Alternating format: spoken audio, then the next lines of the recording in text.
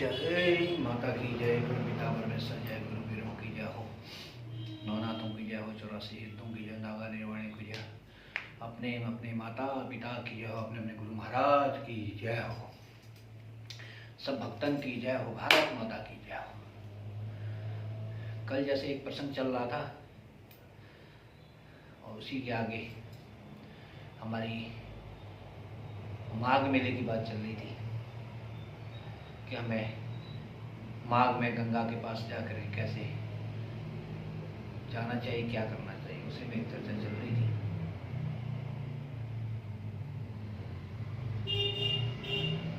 कि हमें भक्ति मार्ग में कैसे चलना चाहिए ना। माघ क्या है, मैं उसी पर आगे व्याख्यान कर रहा हूँ कि माघ क्या है और हमें प्रयागराज में क्यों जाना चाहिए।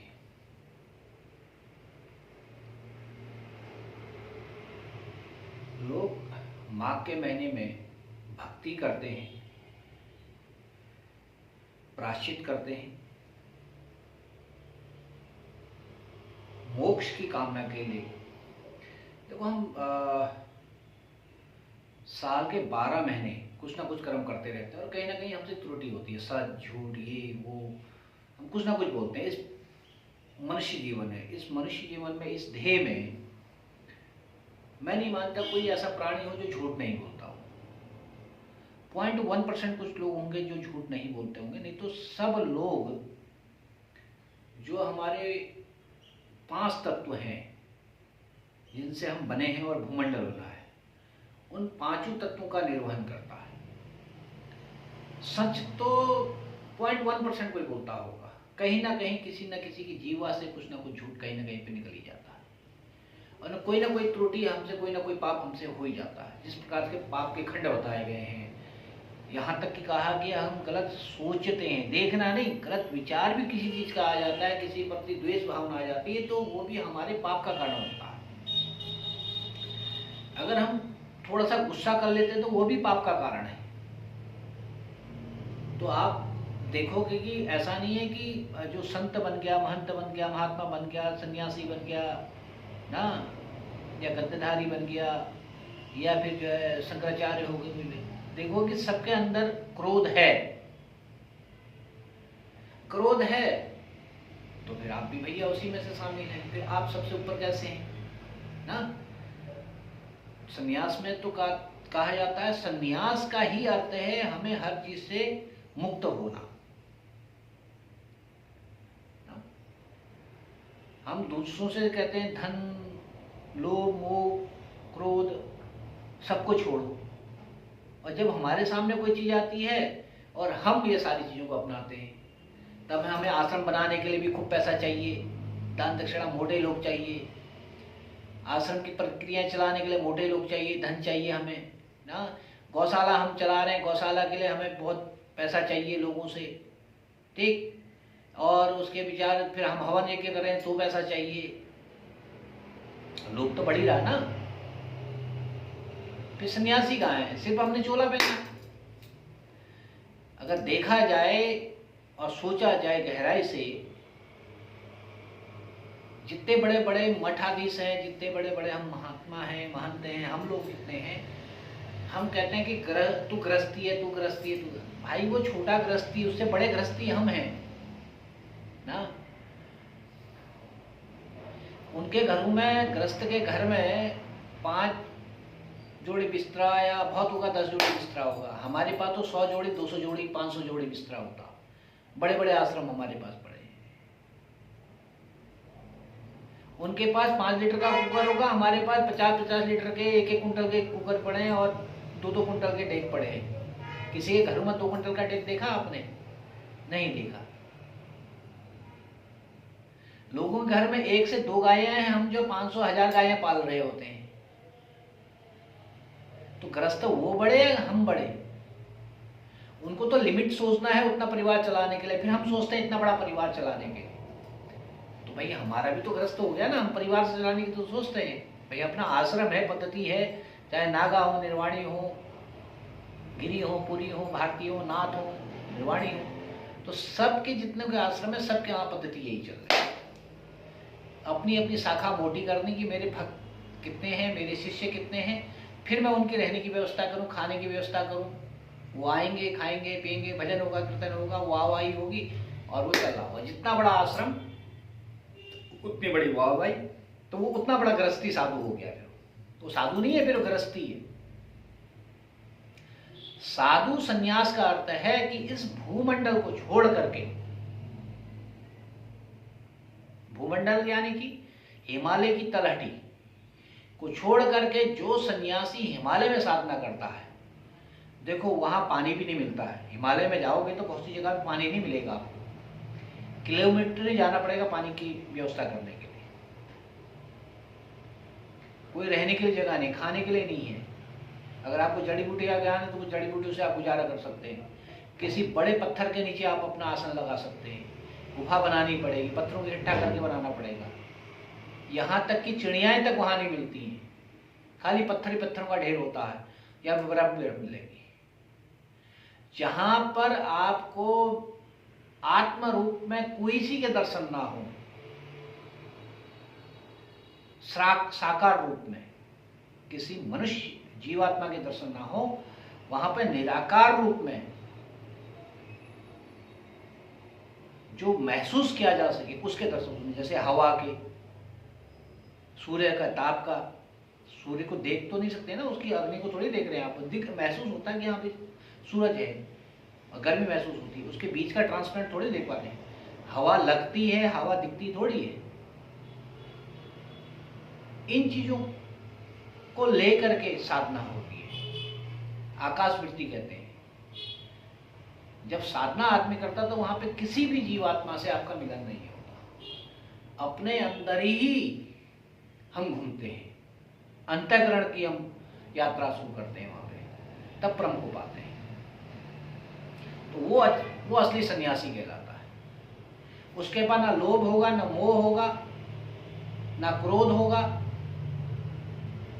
समझ रहे हैं ना। अब वो वहां हिमालय में जोड़ेगा किसके लिए? कोई आ नहीं सकता, लाएगा कहां से?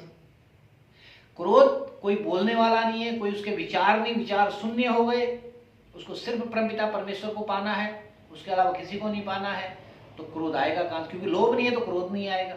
जहां लोभ होगा वहां क्रोध आएगा। मैं की भावना जहां होगी वहां क्रोध आएगा। ठीक है, इसलिए मैंने कहा था कि मैं की भावना को खत्म करना पड़ेगा। जब हम किसी अपने गुरु से मिलने जा रहे हैं, या अपने माता पिता से मिलने जा रहे हैं, गुरु से मिलने जा रहे हैं, या परमात्मा से मिलने जा रहे हैं, तो हमें अबोध होके जाना पड़ेगा। अबोध बालक बन के, बोध बालक नहीं, ज्ञानी बन के नहीं। जब ज्ञान आता है तो आदमी अज्ञानी भी बनता है, उसके अंदर मैं की भावना आती है। जहां मैं की भावना आएगी वहां क्रोध आएगा, लोभ आएगा, मोह आएगा, ममता आएगी। और जहां ये सब चीजें आएंगी तो समझ लीजिए कि वो आदमी के अंदर शालीनता नहीं होगी। उसके विचार कहीं ना कहीं किसी शब्द से कुंठित होंगे और वो क्रोधित हो जाएगा, क्योंकि उसके अंदर मैं की भावना है। अब क्रोधित हो गया तो उसका विनाश शुरू हो गया। चाहे कोई भी हो इस ब्रह्मांड का, कोई भी जीवात्मा, कोई भी चिड़िया पक्षी, चिड़िया हो, पक्षी हो, ना जानवर हो, चाहे मनुष्य हो, जिसके अंदर भी मैं की भावना आई तो उसका विनाश होना है। श्वान को तुम छेड़ोगे ना, उसके अंदर मैं आता, वो भी कहता है कि साले तो मेरे को छेड़ रहा, वो काटता है, काटता तो फिर पीटता है। ऐसी मनुष्य के अंदर जब मैं की भावना आती है, जब मैं की भावना आती है तो प्रत्युत्तर देता है, तो वो विनाश की तरफ जाता है, फिर मरता है, उसका विनाश शुरू होता है। जब मैं आता, मैं कल रावण का भी उत्तर दे रहा था कि रावण को जब मैं की भावना आई, उसने पूरा ब्रह्मांड जीता, 9 ग्रहों को अपने कब्जे में किया ना। रावण जैसा ब्राह्मण ना भूतो न भविष्यति, ये शिव जी ने कहा। इसका जैसा भक्त मेरा ना भूतो न भविष्य, कोई ना पैदा हुआ है ना होगा। मैंने कहा था ना, एक तुच्छ भाई, एक गरीब घर में वनकल में जन्म लिया हुआ और त्रिलोकीनाथ बना कर्म से, उससे भी सीखने को बहुत मिलता है। मैं तो उससे बहुत सीखता हूँ कि आप कुछ नहीं है तो भी अगर आपके पास लगन है और आप में पाने की क्षमता है तो आप सब कुछ पा सकते हैं।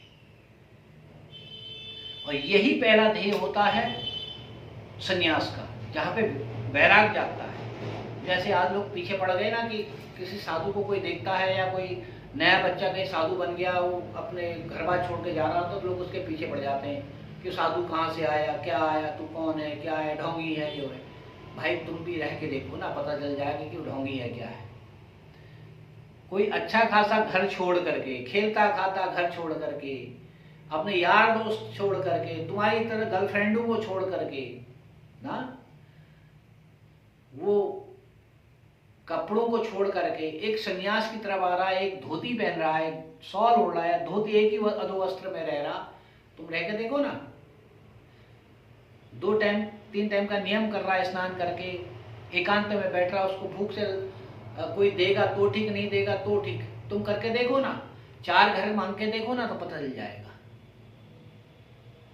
अगर मांगने वाले ही नहीं होंगे तो तुम दान किसको करोगे? एक प्रकार से आपको दान लेने वाला भी चाहिए, और दूसरी प्रकार से जो दान ले रहा है तुम उसको गाली भी करो। तो कौन है, क्या है, कहां से आया, किस लिए आया ना?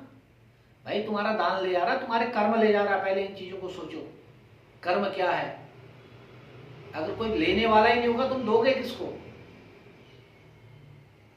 इसलिए कभी भी अंदर से मैं की भावना खत्म करो, प्रेम की भावना लानी चाहिए। जब प्रेम की भावना आएगी तो इंसान आगे बढ़ेगा और प्रेम जागृत होगा। मैं ही विनाश का कारण है, और एक मैं के कारण बड़े युद्ध होते हैं जिसमें विनाश होता है। ये महाभारत का युद्ध कहलाता है। मैं की भावना तो थी, जब वहां की मैं की भावना आई तो सैकड़ों कौरव खत्म हो गए, पांडवों की सेना खत्म हो गई, वहां साथ में जो है कृष्ण की सेना खत्म हो गई। भाई मरे तो कौन? लोग ही तो मरे ना मैं की भावना पे। भाई कृष्ण की सेना में जो लोग थे उनने क्या बिगाड़ा था, उनका क्या संबंध था भाई उस युद्ध से? देखा जाए तो उनके सगे थोड़ी थे। भाई कृष्ण की सेना थी तो उनको लड़ना था, कृष्ण ने कहा भाई लड़ना पड़ेगा तो लड़े। वो बेचारे तो फ्री में मारे गए ना युद्ध में। भाई कौरवों की सेना थी जो थी वो तो फ्री में मारी गई ना। युद्ध तो भाइयों के बीच में था, मगर उनके बीच में और भी तो मारे गए ना।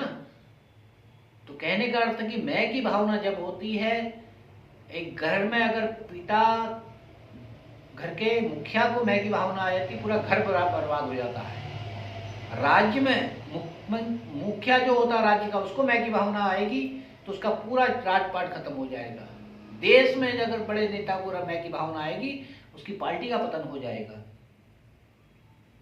इसी प्रकार से संन्यास में किसी मठाधीश को मैं की भावना आएगी तो उसका मठ का पतन हो जाएगा, उसके लोगों का, जो उसके शिष्यत्व लोग हैं उनका पतन हो जाता है। इसलिए मेरी फिर भी विनम्र विनती है सभी से कि मैंने जो सीखा आज तक अंतःकरण से, गुरु पीरों के आशीर्वाद से, मैं तो यही कहता हूं कि मैं की भावना कभी अंदर नहीं आनी चाहिए, ना मैं आना चाहिए। हमें अबोध बालक बन के रहना चाहिए, बोध बालक नहीं। संसार की हर 5 किलोमीटर पे, 1 कोस पे आपको जो है नई चीज सीखने को मिलती है। सवेरे उठोगे तो सवेरे सवेरे चींटियां चल रही होती हैं, उनसे भी सीखने को मिलता है। सवेरे जो 3 बजे 4 बजे चिड़ियां चहचहाट करती हैं, उनसे सीखने को मिलता है।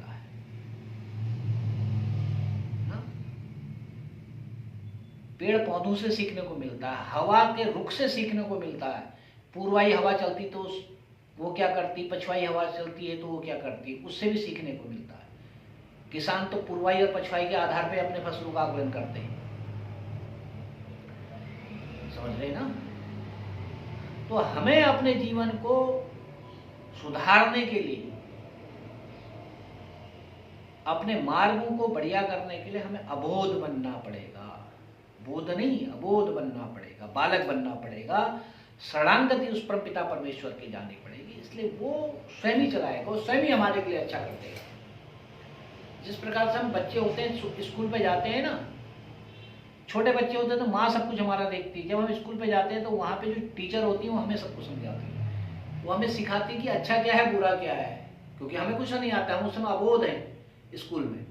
तो ऐसी तरीके से हम अगर अच्छे स्कूल गुरुकुल में चले जाते हैं तो वहाँ पे हमारा गुरु हमें सिखाते हैं कि अच्छा क्या है बुरा क्या है। अब गुरु पे डिपेंड करता है, गुरु अगर अबोध होगा, बोध होगा, अहंकार होगा, उसके अंदर बोध की भावना होगी तो वो सबका पतन करते हैं। गुरु इष्ट के प्रति अबोध होगा, तुम्हारे प्रति बोध होगा मगर इष्ट के प्रति अबोध होगा तो उसके अंदर अहंकार नहीं आएगा तो वो आपको भी अहंकार नहीं सिखाएगा। अहंकारे विनाशाना, इसलिए अहंकार कभी नहीं करना चाहिए। और कभी भी किसी मंदिर में जाओ, तीर्थ यात्रा में जाओ, कहीं भी जाओ तो शून्य होके जाओ। वहां जाकर के प्रार्थना करो, प्रणाम करो, अपने को शून्य की स्थिति में लाने की कोशिश करो, शरणागति होने की कोशिश करो। जिस प्रकार से हम झुकते हैं, माँ को प्रणाम करते हैं ऐसे करके, तो हमारी ऊर्जा अधोगति जाती है। निगेटिव ऊर्जा हमारे बौद्धिकता से शरणागति जाती पृथ्वी पे, चरणों पे। उसके बाद हम बड़ा संतुष्टि फील करते हैं। निगेटिव चलेंगे तो पॉजिटिव हो जाएंगे ना। तब हमारे वहां पैरों को छूने का, प्रणाम करने का, साष्टांग दंडवत करने का प्रावधान हमारे वहां आया। ऊर्जा चली जाए, निगेटिव ऊर्जा। आजकल के बच्चे तो घुटने पे दूर से कहते थे नमस्ते, प्रणाम कहना भूल गए, नमस्ते कहती दूर से। ये पता नहीं किसने नया शब्द निकाल दिया, नमस्ते। कुछ लोग तो दूर से हेलो हाय करना शुरू कर दिए। और अगर उनको मजबूरी छूना भी पड़ गया तो ऐसे करते हैं, घुटने पे पैर लगाएंगे। अरे घुटने को छू रहा है या पैर को छू रहा? पैर को छूने की प्रवृत्ति ना कि घुटने को छूने की प्रवृत्ति है। पैर को छूइए किसी के, तब आशीर्वाद मिलेगा। अंगूठे को छूने की प्रवृत्ति है। ये शिव का रूप भी माना गया है अंगूठा।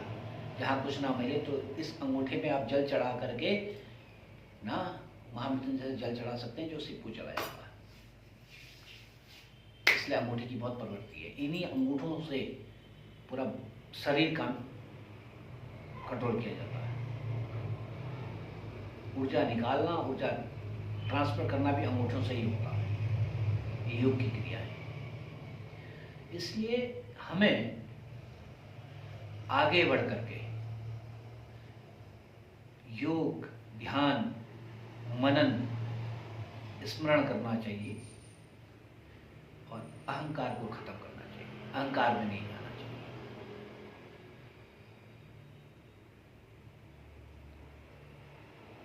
मैं बार बार कहता हूं कि हम कहीं भी जाएं, किसी पवित्र नदी पे जाएं, पहले उसको प्रणाम करें, आचमन करें, प्रणाम करें, उसकी पूजन करें, अर्घ दें। फिर अपने पितरों के नाम पे, अपने इष्ट के नाम पे, अपने गुरु के नाम पे ना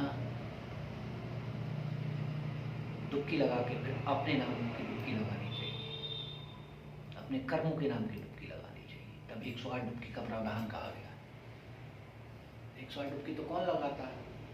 अगर लगाएं तो सबके नाम की डुबकी धारण करें।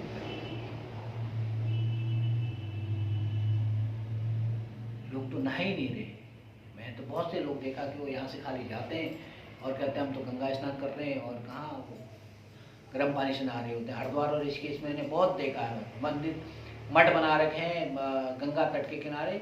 बहुत कम लोग ऐसे हैं, साधु लोग, जो गंगा पे जाके स्नान करते हैं। सब एसी कमरे बन गए हैं, गीजर लग गए हैं, सवेरे फर्स्ट क्लास गीजर से नहाते हैं, अपना शुरू हो जाते हैं। गंगा पे नहीं जा रहे, वो आचमन नहीं कर रहे गंगा का। उनके मुंह से सुन कहते गंगा गंदी है। भाई गंगा गंदी है तो तुमने आश्रम बनाया क्यों गंगा के किनारे? पैसे कमाने के लिए? गंगा के में तुम स्नान कर नहीं रहे हो, आचमन तुम कर नहीं रहे हो, ध्यान तुम गंगा में जाके कर नहीं रहे हो, तो गंगा के किनारे बैठे क्यों? आश्रम बनाया क्यों?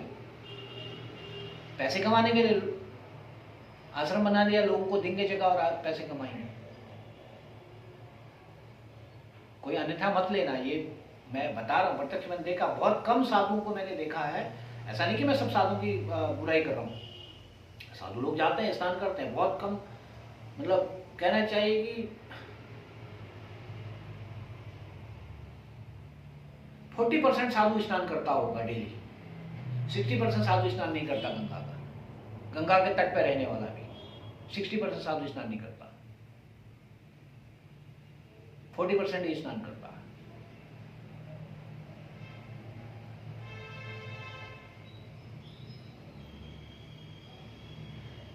जीवन में वैराग्य का होना बहुत जरूरी है। आपका वैराग्य नहीं जागेगा तो आप साधु नहीं बन सकते। पहला चरण ही वैराग्य है, साधुता का पहला चरण है वैराग्य। जब वैराग्य जागता है तो आदमी घर छोड़ता है, नाता छोड़ता है, रिश्ता छोड़ता है, एक पल में सब कुछ छोड़ देता है। वो उसका होने के लिए दौड़ लगाता है, घर से बिल्कुल दूर जाता है। वो वैराग्य का जानना जरूरी है। वैराग्य जाके वो सब कुछ छोड़ रहा है और आजकल की जनता उसको परेशान कर रही है, तू कौन, क्या चोर है, डकैत है। भाई चोर है, डकैत है, कुछ है, जब उसका वैराग्य जागेगा ना, कितना बड़ा रईस होगा वो भी अपने धंधे छोड़ देता, कितना ही बड़ा चोर डकैत होगा वो भी अपने धंधे छोड़ देगा।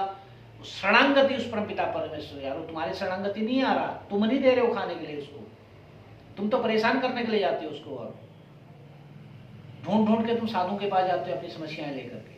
वो थोड़ी तुम्हारे पास कोई साधु आ रहा होता, क्योंकि वो शरणागति कर रहा होता है उस परमपिता परमेश्वर के। तुमने देखा होगा जैनों में करोड़पति जो है घर छोड़ के चले, जब उनका वैराग्य जाता है तो अरबों की संपत्ति परित्याग करके वो साधु बन जाते हैं। जिसमें वाल्मीकि का, ऋषि वाल्मीकि का, महर्षि वाल्मीकि का आता है। भाई लोग कहते हैं वो चोर थे, डकैत थे ना, और बाद में देखो कितने बड़े महान बने, उन्होंने रामायण लिखी। तो ये कभी मत करो, कहो कि तू ये है, तू वो है, या ये था, वो था, उसका पास्ट था। प्रेजेंट क्या है वो देखो, उसने क्या पाया ये देखो, क्या खोया के पीछे मत जाओ। जब वो खोएगा तब नया पाएगा, पास्ट छोड़ेगा तो प्रेजेंट आएगा, प्रेजेंट में बढ़िया करके जिएगा तो फ्यूचर बनेगा। पास्ट के कभी किसी के पीछे नहीं जाना चाहिए। और इस भूमंडल में कोई भी ऐसी जीवात्मा नहीं है, मैंने कहा ना 99% लोग झूठे हैं, 99% लोग दिखावे वाले हैं, 99% लोग मुखौटा पहन के चल रहे हैं। हम एक दूसरे को गाली दे रहे हैं और अपने अंदर झांके तो सबसे ज्यादा बुराई हमारे अंदर है। पहले हम अपने आप को देखें, तब दूसरे के ऊपर उंगल उठाना शुरू करें। जिसको देखो आज जो है दूसरे को उंगली उठा रहा और अपने को देख नहीं रहा, हर थोड़ी देर में तो क्रिटिसाइज करना शुरू कर देता आदमी एक दूसरे की, तो वो भी तो पाप है। भाई धर्मशास्त्र कहता है किसी की बुराई नहीं करनी चाहिए। जब हम किसी की बुराई कर रहे हैं तो हम भी पाप कर रहे हैं, हम भी तो उसके बराबर पाप के भागी हैं। फिर हम अपने को कैसे कहते हैं कि हम शुद्ध हैं, हम ये हैं वो है। मगर हमें शुद्धता का जीवन जीना है तो शरणागति होनी चाहिए उस परमपिता परमेश्वर के, और उसके अलावा किसी के नहीं।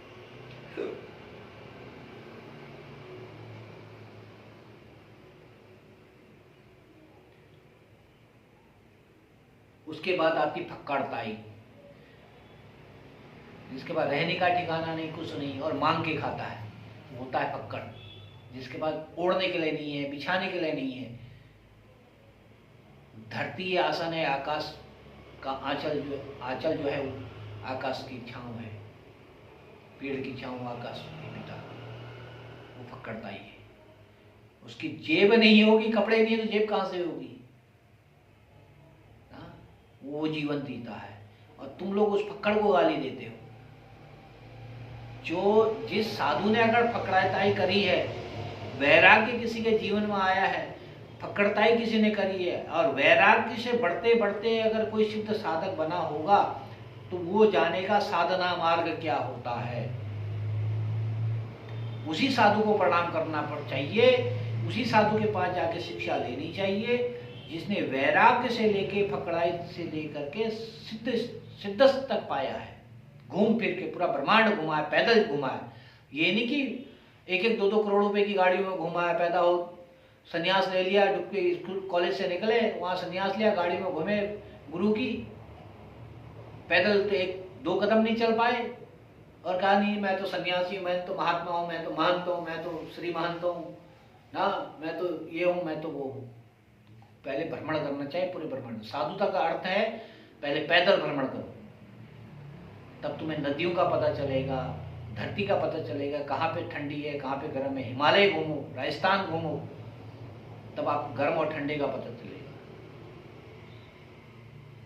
चारों ऋतुएं को झेलो बिगर कपड़ों के, तो आपको पता चलेगा ठंडी क्या है, गर्मी क्या है, बसंत क्या है।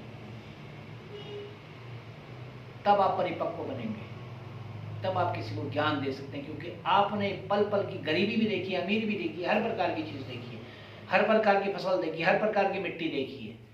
तब आपको हर एक चीज का ज्ञान आएगा।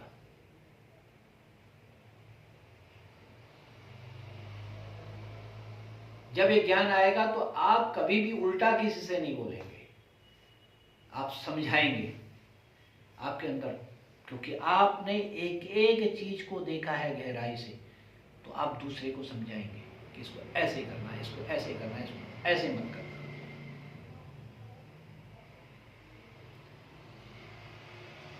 तो कुल मिला के ये है कि जीवन में जब आगे बढ़ना है, अपने माता पिता की सेवा करो, अपने गुरु की सेवा करो, अपने इष्ट की सेवा करो, और अबोध बन के सेवा करो। बोध बन के नहीं, अबोध बन के। इन लोगों के पास जब भी जाओ अबोध बन के जाओ, तब तो आपको कुछ मिलेगा। बोध बन के जाओगे तो आपको कुछ नहीं मिलेगा, कुछ हासिल नहीं कर पाओगे।